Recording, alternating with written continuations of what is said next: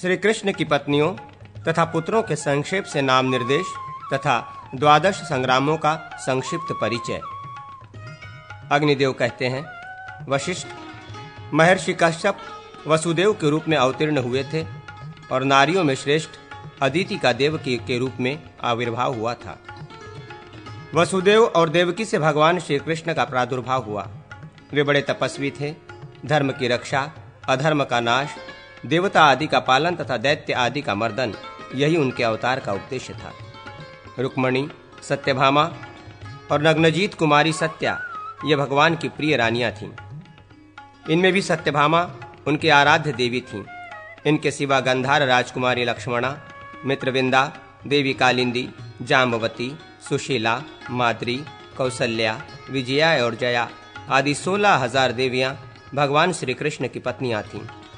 रुक्मणी के गर्भ से प्रद्युम्न आदि पुत्र उत्पन्न हुए थे और सत्यभामा ने भीम आदि को जन्म दिया था। जाम्बवती के गर्भ से सांब आदि की उत्पत्ति हुई थी। ये तथा और भी बहुत से श्री कृष्ण के पुत्र थे। परम बुद्धिमान भगवान के पुत्रों की संख्या 1,80,000 के लगभग थी। समस्त यादव भगवान श्री कृष्ण के द्वारा सुरक्षित थे।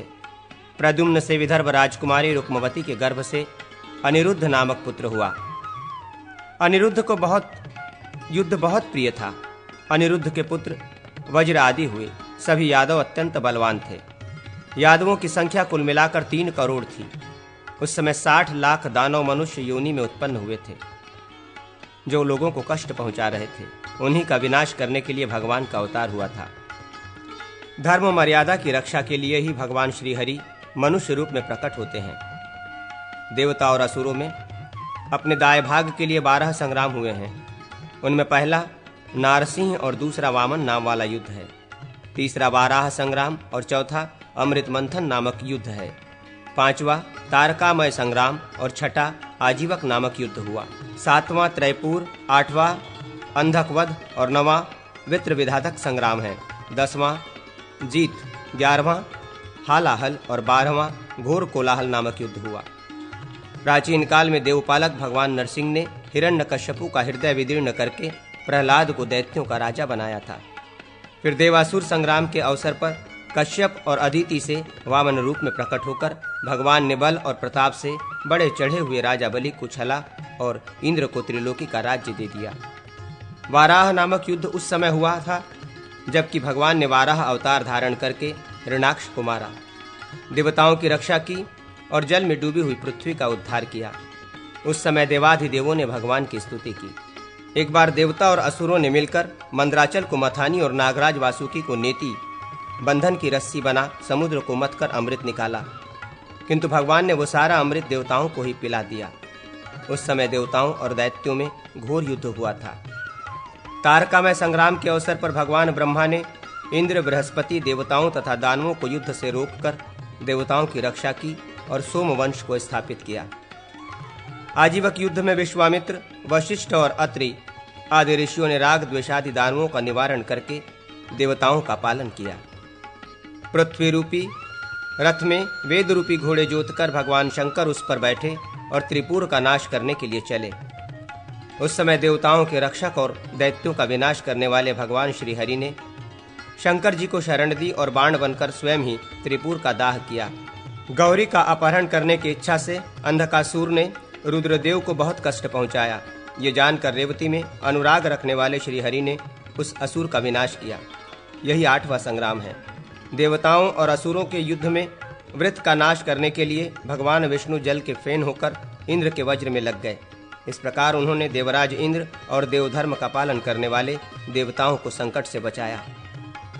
जीत नामक 10वां संग्राम वो है जबकि भगवान श्री हरि ने परशुराम अवतार धारण कर शाल्व आदि दानवों पर विजय पाई और दुष्ट क्षत्रियों का विनाश करके देवता आदि की रक्षा की।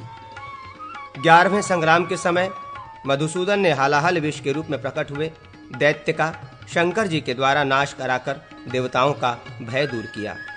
देवासुर संग्राम में जो कोलाहल नामक दैत्य था, उसको परास्त करके भगवान विष्णु ने धर्मपालन पूर्वक संपूर्ण देवताओं की रक्षा की।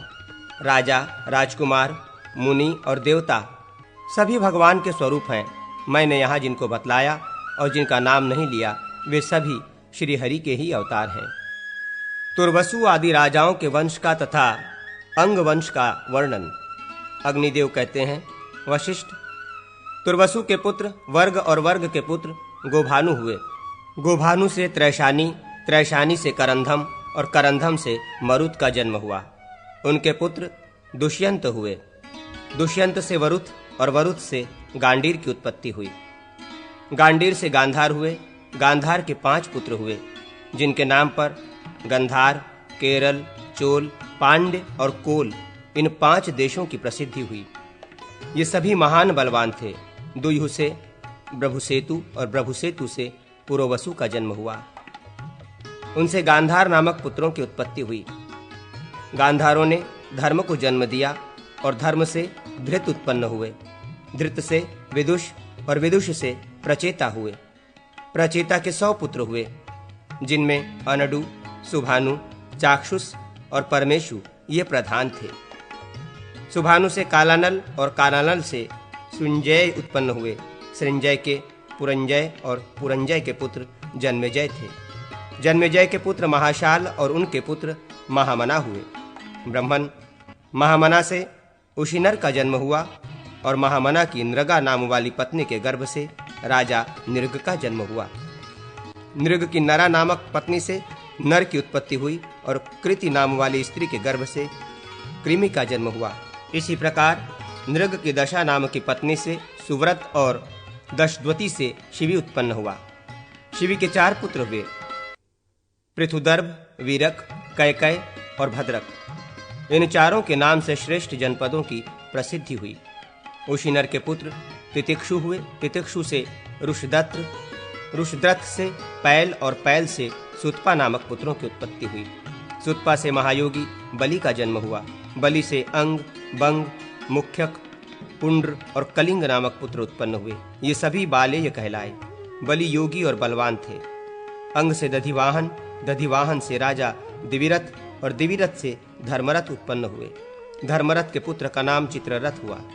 चित्ररथ के सत्यरथ और उनके पुत्र लोमपाद हुए। लोमपाद का पुत्र चतुरंग और चतुरंग का पुत्र पितृलाक्ष हुआ। पितृलाक्ष से चंप, चंप से हर्यंग और हर्यंग से भद्ररथ हुआ। भद्ररथ के पुत्र का नाम बृहत्कर्मा था। बृहत्कर्मा से बृहद्भानु, बृहद्भानु से बृहात्मनवान, उनसे जयद्रथ और जयद्रथ से बृहदत्त की उत्पत्ति हुई। बृहदत्त से विश्वजीत और विश्वजीत का पुत्र कर्ण हुआ। कर्ण का वृषसेन और वृषसेन का पुत्र पृथुसेन था। ये अंग वंश में उत्पन्न राजा बतलाए गए। अब मुझसे पुरुवंश का वर्णन सुनो। पुरुवंश का वर्णन अग्निदेव कहते हैं। वशिष्ठ, पुरु से जन्मजय हुए। जन्मजय से प्राचीवान नामक पुत्र उत्पन्न हुआ। प्राचीवान से मनस्यु और मनस्यु से राजा वीतमय का जन्म हुआ। वीतमय से शुंधु हुआ। शुंधु से बहुविध नामक पुत्र की उत्पत्ति हुई। बहुविध से संयाति और संयाति का पुत्र रहोवादी हुआ। रहोवादी के पुत्र का नाम भद्रवाक्ष था। भद्रवाक्ष के 10 पुत्र हुए, ऋचेयु, कृषेयु, संतेयु, धृतेयु, चितेयु, स्थिलेंडियु, धर्मेयु, सनंतेयु दूसरा, कृतियु और मतिमार।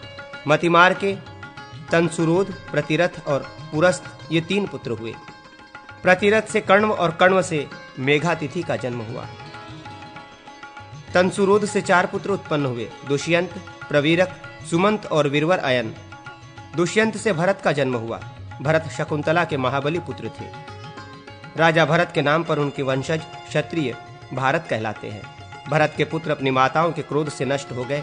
तब राजा के यज्ञ करने पर मरुदगणों ने बृहस्पति के पुत्र भरद्वाज को ले आकर उन्हें पुत्र रूप से अर्पण किया। भरतवंश विथत हो रहा था। ऐसे समय में भरद्वाज आए अतः वे विथत नाम से प्रसिद्ध हुए। विथत ने 5 पुत्र उत्पन्न किए, जिनके नाम ये हैं: सुहोत्र, सुहोता, गय, गर्भ तथा कपिल। इनके सिवा उनसे महात्मा और सुकेतु ये 2 पुत्र और उत्पन्न हुए। तत्पश्चात उन्होंने कौशिक और गृहस्पति को भी जन्म दिया। गृहस्पति के अनेक पुत्र हुए।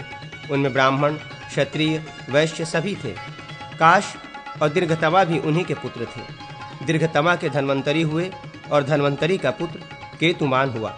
केतुमान से हिमरथ का जन्म हुआ, जो दिवोदास के नाम से भी प्रसिद्ध है। दिवोदास से प्रतर्दन और प्रतर्दन से भर्ग और वत्स नामक 2 पुत्र हुए। वत्स से अनर्क और अनर्क से शेमक की उत्पत्ति हुई। शेमक के वर्षकेतु और वर्षकेतु के पुत्र विभु बतलाए गए हैं। विभु से आर्नत और सुकुमार नामक पुत्र उत्पन्न हुए। सुकुमार से सत्यकेतु का जन्म हुआ। राजा वत्स से वत्सभूमि नामक पुत्र की भी उत्पत्ति हुई। विथत कुमार सुहोत्र से वृहत पुत्र उत्पन्न हुआ। वृहत के 3 पुत्र हुए, अजमीढ़, द्विमीढ़ और पराक्रमी पुरुमीढ़। अजमीढ़ की केशनी नाम वाली पत्नी के गर्भ से प्रतापी जहू का जन्म हुआ। जहू से अजकाक्ष की उत्पत्ति हुई और अजकाक्ष का पुत्र बलाकाक्ष हुआ। बलाकाक्ष के पुत्र का नाम कुशिक हुआ। कुशिक से गाधी उत्पन्न हुए, जिन्होंने इंद्रत्व प्राप्त किया था। गाधी से सत्यवती नाम की कन्या और विश्वामित्र नामक पुत्र का जन्म हुआ। देवरात और कतिमुख आदि विश्वामित्र के पुत्र हुए। अजमीर से शुनाशेप और अष्टक नाम वाले अन्य पुत्रों की भी उत्पत्ति हुई। उनकी नलिनी नाम वाली पत्नी के गर्भ से एक और पुत्र हुआ, जिसका नाम शांति था। शांति से पुरुजाति, पुरुजाति से ब्रहकाक्ष और बहाकाक्ष से 5 राजा उत्पन्न हुए, जिनके नाम इस प्रकार हैं: मुकुल, सृंजय, राजा, वृहदिशु, यवनीर और कृमिल। ये पांचाल नाम से विख्यात हुए। मुकुल के वंशज मौकुल्य कहलाए। वे छात्र धर्म से युक्त ब्राह्मण हुए। मुकुल से चंचवाक्ष का जन्म हुआ और चंचवाक्ष से एक पुत्र और एक जुड़वी संतान पैदा हुई। पुत्र का नाम दिवोदास था और कन्या का अहिल्या। अहिल्या के गर्भ से शरद्वत गौतम द्वारा शतानंद की उत्पत्ति हुई। शतानंद से सत्यध्रक हुए। सत्यध्रक से भी 2 जुड़वी संतानें पैदा हुई। उनमें पुत्र का नाम कृप और कन्या का नाम कृपी था। दिवोदास से मैत्रेय और मैत्रेय से सोमक हुए। सृंजय से पंचधनुष की उत्पत्ति हुई।